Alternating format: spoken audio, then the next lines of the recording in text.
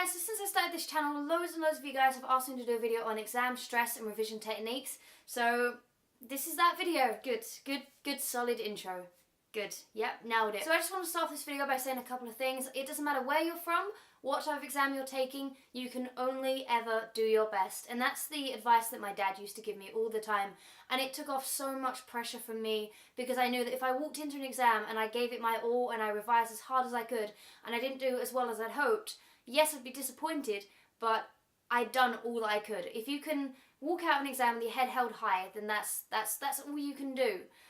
So I would honestly say it will be disappointing if you don't get the grades you want, especially if you need them to get into uni or you know, whatever you need them for.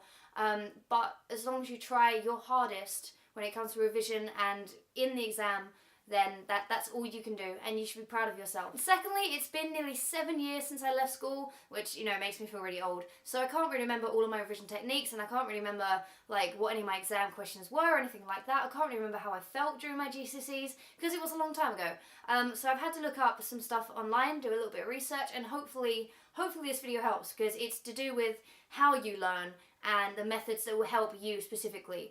So, okay. And thirdly, I do know that I didn't revise that much at school or at college. I didn't really do any revision until like the last minute, and it stressed me out loads. And if I could go back and change anything about school, I would have done my homework and I would have worked harder. And I sound like a mum, I sound like a parent or a teacher saying that, but genuinely I regret not studying harder. So if I could give you any advice, and to be honest, I don't know how many of you would take it, because I certainly wouldn't have taken that advice when I was your age, but do as much work as you can, because really you only get one shot at school or college. You can retake exams, but you can't really retake all of those years. So just work your hardest. Okay, so firstly we're going to look at which type of learner you are. There are 4 categories. You won't fit into one perfectly. You may be a mix of 2 or 3. But hopefully these techniques that are designed for each category, hopefully a blend of these will help you. So the 4 types of learner that you can be are auditory, visual, kinesthetic, and read and write. So in order for you to find out which type of learner you are, I'm just going to talk about how these type of learners genuinely pick up things. So auditory learners learn by listening to things. It is mostly to do with the sense of hearing. You may be an auditory learner if you have a great memory of past conversations and you pick up lyrics in songs really easily. Like, it may only take you one listen of a song to know all of the words. You may remember exactly what someone said, when they said it, where they said it, because your ears are taking in all of the information. Auditory learners may also have difficulty interpreting graphs and charts and anything kind of visual. This can also include reading slower than others. I'm not saying all auditory learners read slowly, but it is just something that, if you find that that is something that you struggle with, you may be an auditory learner. Now, visual learners, it's quite obvious, you learn by seeing things. You may be a visual learner if when you're reading a book you can picture every single situation, every scenario perfectly.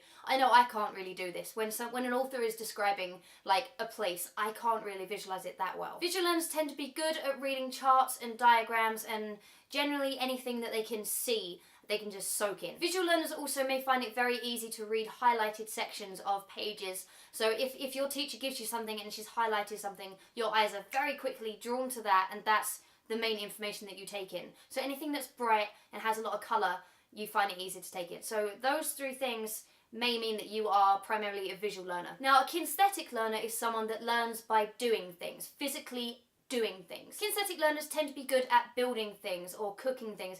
Things that are physical, they pick up really quickly. For example, like if you've cooked a meal once, you instantly know how to cook it again next time without needing to look it up or anything like that. You just remember what you did. Kinesthetic learners may also enjoy active lessons like PE. No, I didn't enjoy PE. But also things like physical science lessons where you're actually doing tests and things like that, which I actually love doing. Kinesthetic learners may also find it very difficult to take in information when they're in a class and they're just sitting and writing. Even though you'd think that, you know, writing things down is doing something, you may find that your attention span is very short and you can't really concentrate on what someone is saying. You just want to get on and do something. And finally, you have the read and write learners. Now, this is what I would class myself as. I consider myself a read and write learner. So read and write learners generally really like to read and really like to write. That's just obvious. really, if you think about it. Read and write learners tend to prefer to work independently rather than in a group of others. You may find that you take a lot of notes and a lot more notes than anyone else in your class. You may just write down everything that your teacher is saying. Read and write learners also find it easiest to work best in quiet spaces where no one is talking to them and they can't hear any music. They may also become frustrated with teachers that only really go over a subject very, very briefly, and they may find it easier to ask questions, put their hand up and just ask for more detail,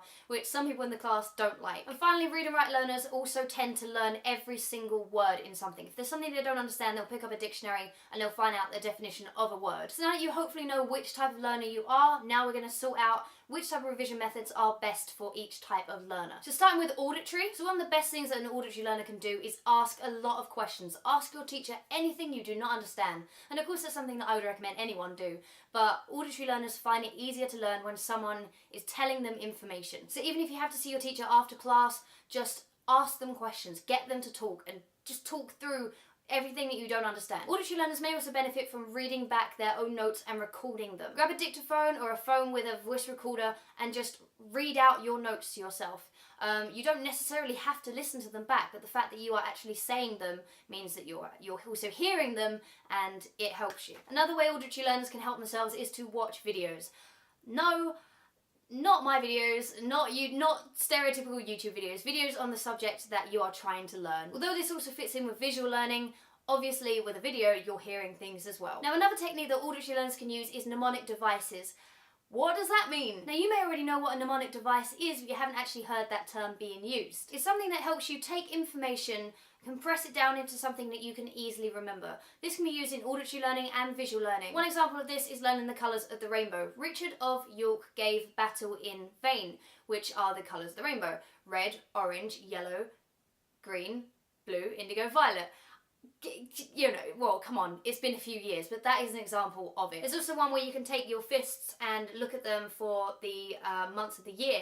So it's like January, February, March, April, so you can learn how many days are in each month. As you can probably tell, that doesn't really help me because that is for auditory and visual, which are the two that I'm not. But some people find them really, really helpful. I know there was one for the planets as well, but I can't remember. Something about jam sandwiches, I think. I don't know, okay? But I will say, if mnemonic devices do help you, I actually found a generator online that will help you create those sort of abbreviations and acronyms, so I'll leave that in the description if that helps you. And the last piece of advice I would give to auditory learners is revise in silence. Go upstairs to your room, no TV, no music, just silence, and just listen to the information that you are trying to learn. If you have anything else on, it will distract you and you'll find that the information just won't soak in as well for you. Okay, so moving on to visual learners, the people that learn simply by looking. I'm very jealous of you because it would have saved me a lot of work. First thing you do is when you're in lessons or you're reading through textbooks, copy all of the diagrams that you see. Copy every single diagram, every pie chart, every sort of diagram of scientific things like osmosis and things like that. Now this also kind of blends in with kinesthetic learning in terms of, you know, if you're drawing something, you're also doing something. But if drawings help you, actually physically drawing them will help you, you know, it helps stay in your memory. So second tip is use good textbooks. You can get loads of textbooks from stationery shops in the UK. There's one called W.H. Smith and they do all kind of course books and course guides. Look on the internet, get cheap course guides and just read them, because literally if you just have a book that's full of text, it's going to bore the hell out of you. Get ones with diagrams and things that will help you. Thirdly, as I said, for auditory learners, watch lots of videos, but in this case it's not the audio that's going through, it is the visual side of things that is soaking into your brain. Now another technique that blends in with read and write is using highlighters. I found it very helpful to use highlighters. Just highlight any passage in any kind of book, even if you get in trouble for it. It helps so much. Again, with visual, it's a case of, you know, you're drawing attention to certain points. So if you feel, you know, I'm going to highlight that, next time you pick up that book, you're going to see that and go straight to it, and hopefully those colours will help you soak in that information. Another technique, which I admittedly have never used, is flashcards. Apparently this really helps visual learners. Simply like copying out questions and answers on little flashcards and then just revising with friends or even just with yourself and testing yourself, going through the cards and just, you know, even if you take them down to your parents, you know, can you read out this question for me and I'll tell you the answer. It should hopefully help. And lastly, replace words and facts with drawings. I know this sounds kind of strange, just drawing instead of doing an essay.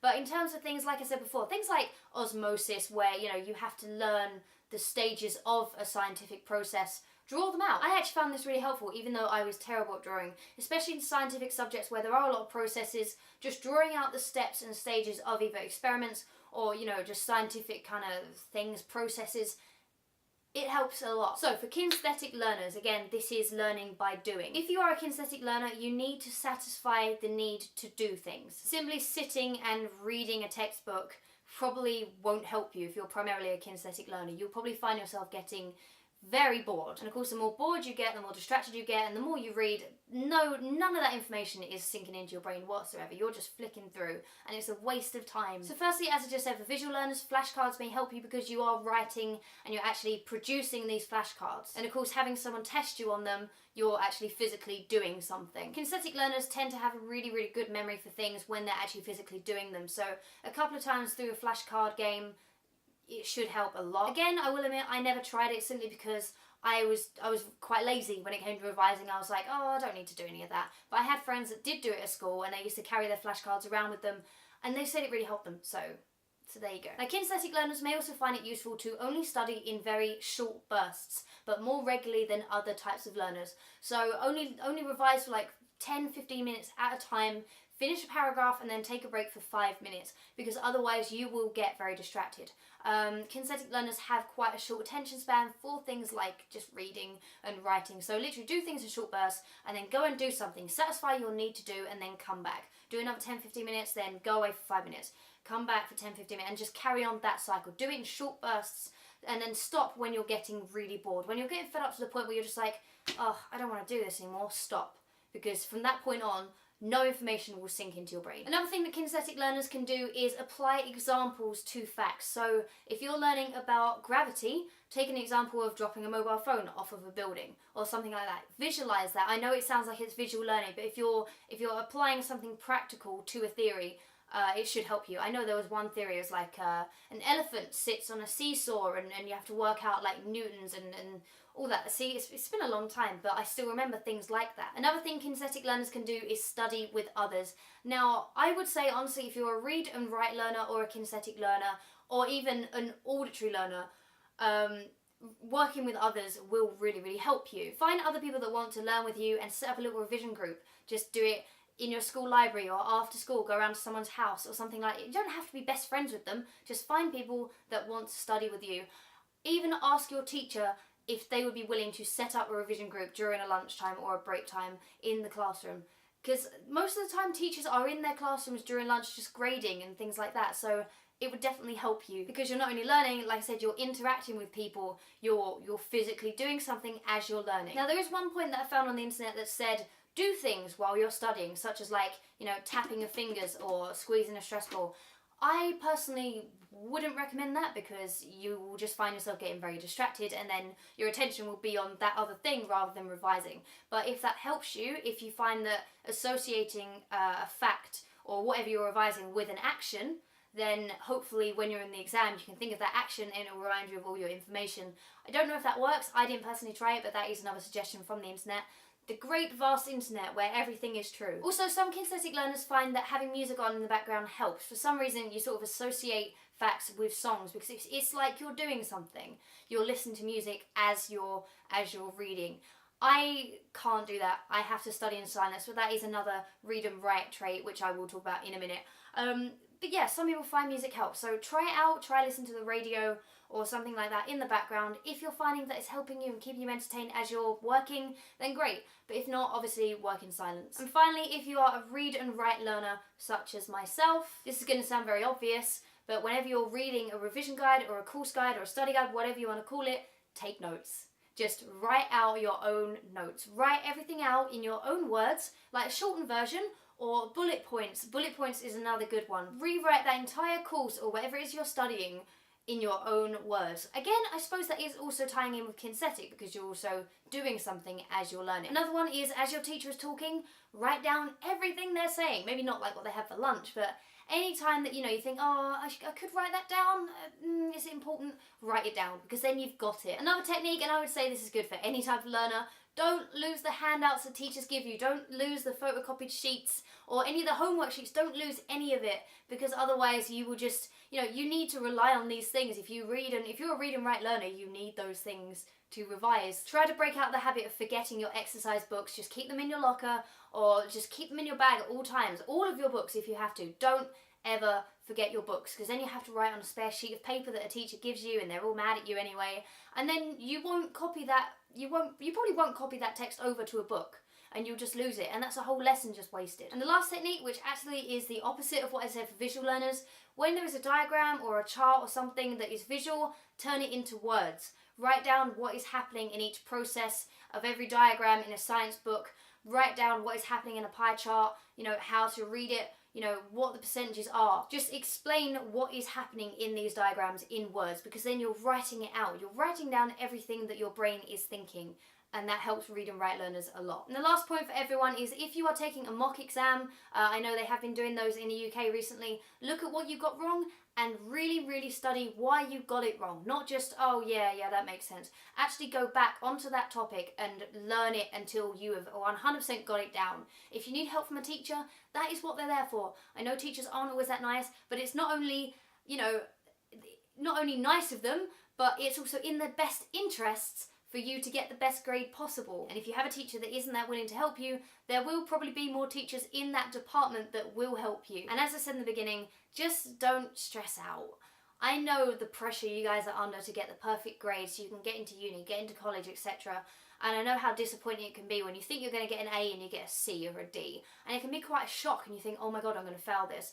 But the more you stress out, the more distracted and the more frazzled your brain is going to be, and you can't really learn when you are stressed out. As my dad said, you can only do your best. So apply yourself, work as hard as you can, and walk out of that exam hall with your head held high, saying to yourself, I couldn't have done better. Whatever date you're watching this video, good luck with any exams that you have, and I hope these techniques helped you. So yeah, I shall see you guys in a couple of days. Bye, and good luck. Yeah, I already said good luck. I feel sorry for any auditory learners listening to me. I really do.